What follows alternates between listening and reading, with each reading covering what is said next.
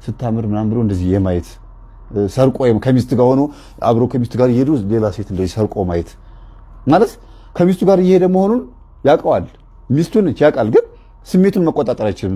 ይዞራል፣ እንደዚህ ዞሮ ያያል። ለምንድን ነው ያን የሚለው? ዳሌ ሊሆን ይችላል ወይ ደግሞ መልክ ሊሆን ይችላል ወይ ቁመት ሊሆን ይችላል ቅርጽ ሊሆን ይችላል።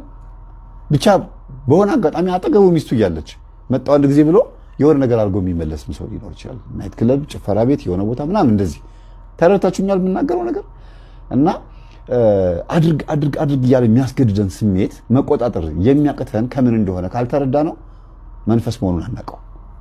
እና ይህ ሰይጣን ምን አይነት ሰይጣን ነው? አይምሮ ላይ የሚቀመጥ ሰይጣን ነው። አንደኛ አይነ ጥላ ነች፣ ሁለተኛ ነገር ደግሞ የተላከ መንፈስም ሊሆን ይችላል እንደዚህ የሚያደርገውና የዝሙት መንፈስ በነገራችን ላይ የመስተፋቀር ሆኖ የዝሙት መንፈስ አድርግ ብሎ የሚያስገድድ መንፈስ አለ።